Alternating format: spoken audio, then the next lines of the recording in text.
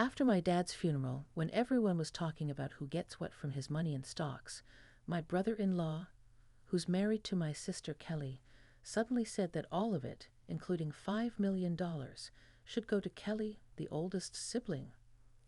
My sister and brother-in-law were happy, but the lawyer told them they couldn't just decide that. My name's John Watson. I'm 42, work in sales, and have a wife and 2 kids. My dad owned a big part of a company, and even though he was old, he still worked.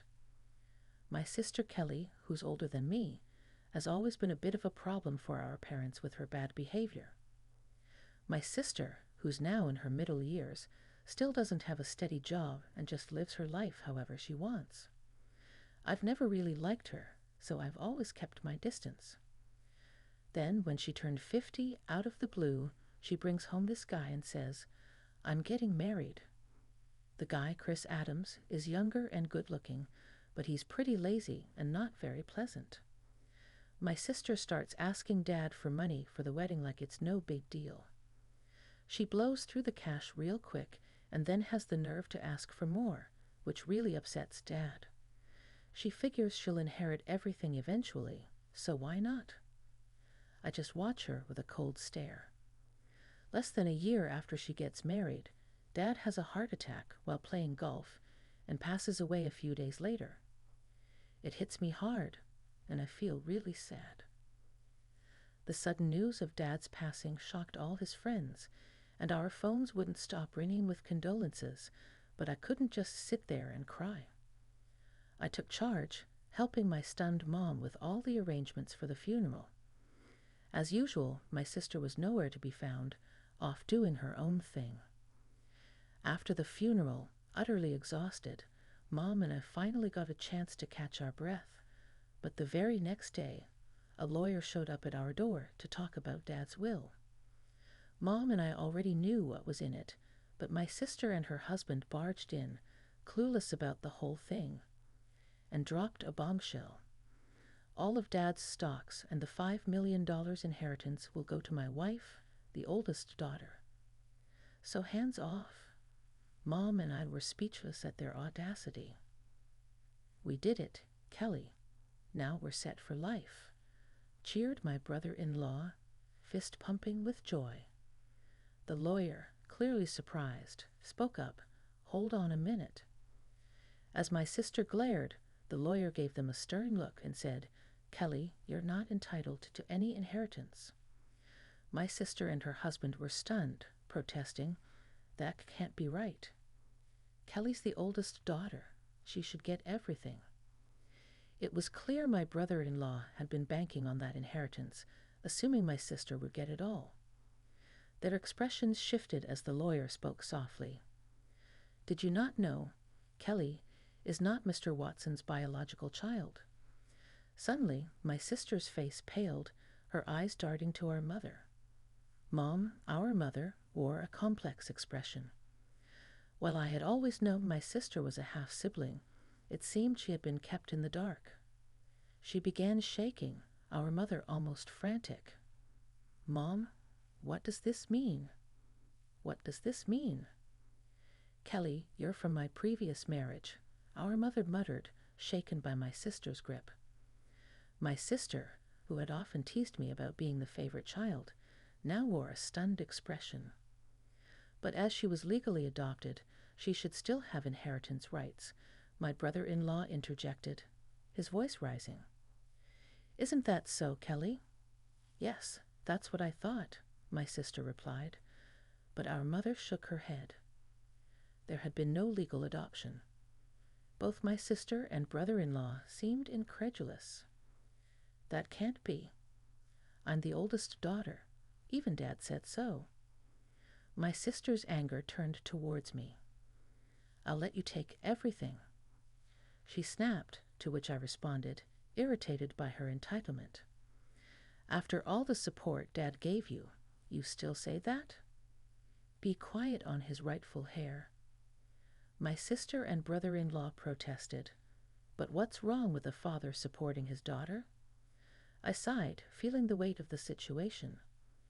While it's normal for parents to support their children, My sister had been using my father's money to settle debts and deal with various troubles. Mrs. Watson, John, who had been silent until now, suggested, "Why don't we let Kelly see the will, too?" "The will?" "I have no idea about that," my sister panicked, although it was her own fault for not paying attention. Dad wanted us all to discuss the will's contents when he made it, but my sister brushed it off and went out to play instead. When I pointed this out, my brother-in-law gave her a fierce glare. What were you thinking? This was important. Faced with the question of what to do next, they agreed to hear it. The lawyer then revealed Dad's will, stating clearly that the inheritance was for me and my mother. It also explained why Dad didn't adopt my sister initially.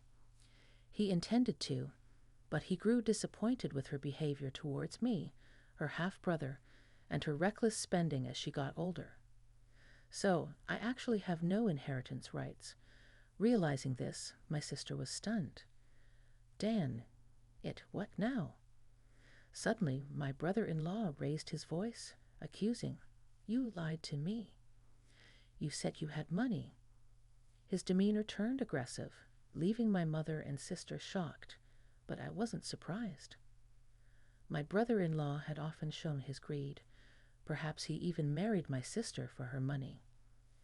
"Kelly, don't come back until you've got some money," he commanded. "Wait, Chris, what do you mean? I thought I was going to be wealthy."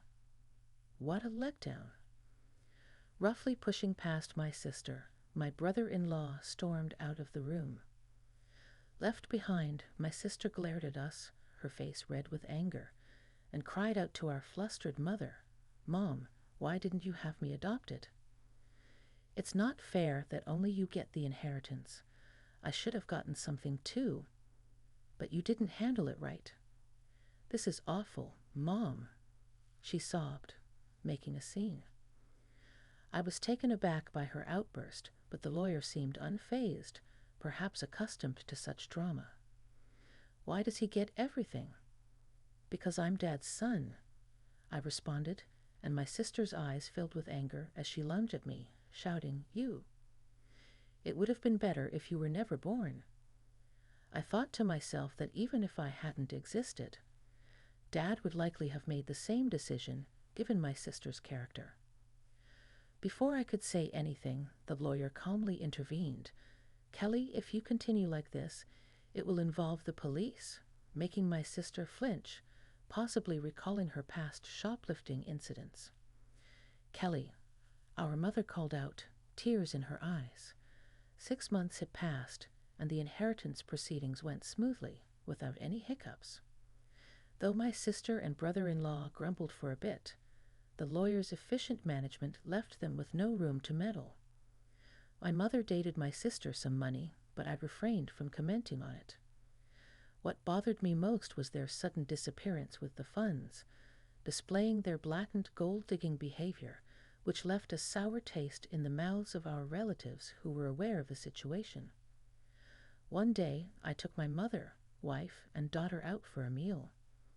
Thanks to my wife's suggestion, my mother, who had been somewhat withdrawn since Dad's passing, seemed more cheerful in the company of her adorable granddaughter. Hey, Mom, why don't you come live with us?" I proposed. "But Kelly might drop by sometimes. She only shows up when she needs money, right?" "Don't be too accommodating with her," my mother hesitated. Her reluctance was understandable, given that my sister is her biological daughter. Plus, if our family moved into the family home, my sister might stir up trouble again.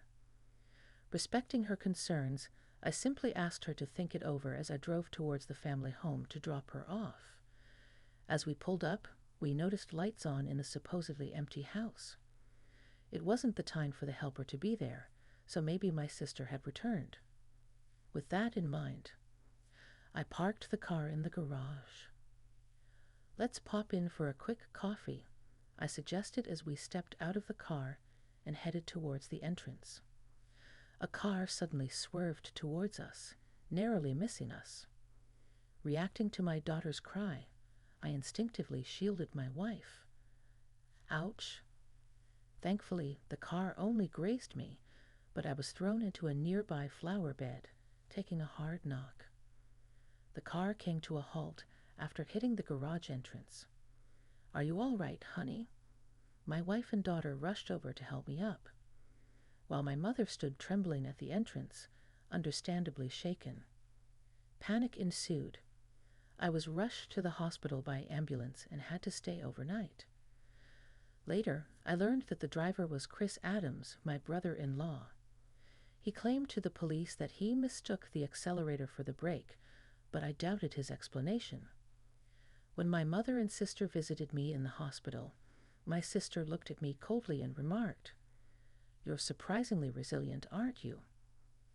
I couldn't help but think that if I had been seriously injured, my mother would have inherited everything. "Too bad for you," I said with a smirk. My sister visibly tensed. "You were counting on it, weren't you?" I noticed her discomfort as she looked away. "Well, Mom told me she plans to waive her inheritance for me, so causing such an accident was pointless," I said. My sister seemed taken aback by this revelation. It appeared incomprehensible to her that someone would refuse what they could inherit. "I have a wife and kids, so Mom asked me to pass it on to them. That's what parents do," I continued. But, my sister stuttered. "I even made a will early on, following Dad's example," I continued, leaving my sister speechless. "So, unfortunately, my share won't be going to Mom anymore," I stated firmly. My sister trembled and shook as she stared at me. "Can't you at least give me some? There's $5 million, right?" When I firmly refused, my sister's face contorted into a furious expression as she grabbed my collar. "Give me half. I'm your sister." I regarded her with pity as she continued to scream in an unsettling tone, perhaps driven to madness by the prospect of the inheritance. "Don't you realize that your greed would disappoint Dad?" My sister's face flushed with anger as she reached for my throat. "Kelly, what are you doing?" My mother returned, her voice raised, as nurses arrived to escort my sister out. Although my mother seemed inclined to defend my sister, it was clear that my sister had directed insults towards her too. Where did I go wrong in raising her? It was heartbreaking to hear my mother say this with sadness in her voice. Shortly after, my mother fell ill. As her condition worsened, my wife and I stepped in to assist with transportation and household tasks at the family home. This seemed to upset my sister, likely because she had encountered my wife during her visits to ask for money or had heard about our help from our mother. One day, my sister called me abruptly. "From now on, we'll take care of Mom. You two don't need to come," she declared. "What's this all about?" I tried to reason with her, but my sister didn't listen and hung up, claiming it was already decided. I confirmed with my wife, who had received the same message and been dismissed. Concerned about my sister's lack of experience in caregiving or household duties, I quickly reached out to my mother. Surprisingly, my brother-in-law had some caregiving experience.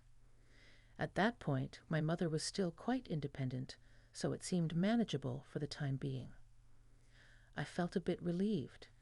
However, within a month, my mother was rushed to the hospital by ambulance due to a medication dosage error. She appeared alarmingly frail when we arrived. The doctor was puzzled. My mother had never made such a mistake before. While my wife stayed with her, I went back to the family home, which was in disarray. The fridge was empty despite my mother's love for cooking, and it seemed the hired help had been cancelled without discussion. I felt ashamed for even considering trusting my sister and was furious. A significant amount of money had been withdrawn from my mother's bank account, even though her bank card and PIN were secured in the safe. Thankfully, the account containing the inheritance was untouched in a safe deposit box, but most of the funds allocated for living expenses were gone. I gathered essential items for my mother's hospital stay along with her bank card and returned to explain the situation to her. "Did Kelly?" My mother seemed unaware of the bank card situation. However, when I inquired about the medication error, she looked somber and confessed that it was prepared by my brother-in-law. "Mom, perhaps it's best not to allow my sister into the house any more," I suggested. "John, I promised to take care of you, but the house is in such disarray, and you've lost so much weight. Have you been eating properly?" My mother's words weighed heavily on me. "Mom, you should come live with us." "I'll build a home where we can all be together," I proposed, causing my mother to break down in tears. However, her health continued to deteriorate despite the doctor's efforts. Perhaps the incident with my sister had weakened her heart. She never recovered and eventually passed away, almost as if following my father.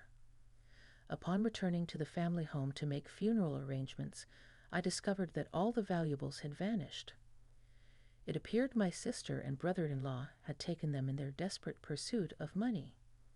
Standing amidst the empty rooms, I was first shocked and then consumed by a fierce anger. I vowed to hold them accountable for their actions. The day after my mother's funeral, my sister and I were scheduled to meet with the lawyer, presumably to discuss the inheritance. "Too bad Mom's inheritance rightfully belongs to me, her daughter," my sister boldly declared. I couldn't help but chuckle at her statement, as it seemed she was gravely mistaken. "Let's see what the will says," I suggested as the lawyer unveiled the will. My sister's face drained of color. "No, this can't be. Kelly is not entitled to inherit anything. That's Dad's final wish," my brother-in-law exploded. However, the lawyer calmly reiterated the same statement. "This is absurd. Kelly is that old woman's biological child," my brother-in-law erupted, sweeping items off the table in anger. "You can't deceive us." "Give us the inheritance now," Chris demanded. "Did you try to harm my mom?" I confronted him. He shot me an irritated glare. "What? I never did such a thing," he retorted. "Then why was there a mistake with her medication?" I pressed further. My brother-in-law scowled in annoyance. "Who cares about that, John?" "It's outrageous that we're not getting any inheritance," my sister interjected, seemingly losing her composure. "What have you done?" I asked her, stunned. It seemed she hadn't rushed over after hearing about our mother's passing, but had been banking on the inheritance to cover her expenses. "Tell me this isn't true." "I'm getting nothing," my sister demanded of the lawyer. Well, the lawyer began carefully explaining the legal distribution of the inheritance. However, after deducting the amount my sister had withdrawn and the items she had sold, there was almost nothing left. She scratched her head in frustration. This outcome was reached after consulting with the lawyer in advance. That can't be it. It can't be this little, my sister muttered to herself, clearly dissatisfied. Having relied on our parents without ever experiencing the hardships of work, she seemed out of touch with reality. I couldn't contain my contempt for her. "Mom thought you'd take care of her, but you just took her money and abandoned her, you ungrateful person." I couldn't hold back my anger. "Taking care of someone costs money, you know." "What are you talking about?" my sister shot back. "Then show me the detailed expenses you used for Mom's living costs." "I'll cover the necessary expenses," I challenged her, extending my hand. My sister's face paled and her lips trembled. I don't have that." "Without receipts, it won't be recognized," the lawyer emphasized, leaving my sister speechless. Facing her, my brother-in-law attempted to sway me with a pleading tone. "John, your sister really needs help. Can't you lend her a hand, even just a little?" I declined firmly, feeling my frustration growing. And it seemed my brother-in-law was reaching his limit too. If everything had gone as planned, Kelly would have had the entire inheritance by now, he muttered. "What do you mean by that?" I questioned. But before I could delve deeper, my brother-in-law let slip a revealing comment. Because of this guy, nothing ever goes smoothly. I was supposed to get a new car, but all I got was barely enough for repairs. My sister desperately tried to interject, but it was too late. That's a serious accusation. It sounds like fraud, the lawyer remarked, holding her quarter and smiling at the couple. What? That's illegal. You clearly stated at the outset that this meeting would be recorded, and you both agreed to it. My brother-in-law paled upon realizing his mistake. Turning to him, I declared, "Chris, I'll be pressing charges for that accident." "Don't be absurd. There's no evidence." "You've just provided the evidence yourself." My sister burst into tears and shook my brother-in-law in frustration. "You fool. It's all your fault. What are we going to do now?" Eventually, my brother-in-law faced criminal charges.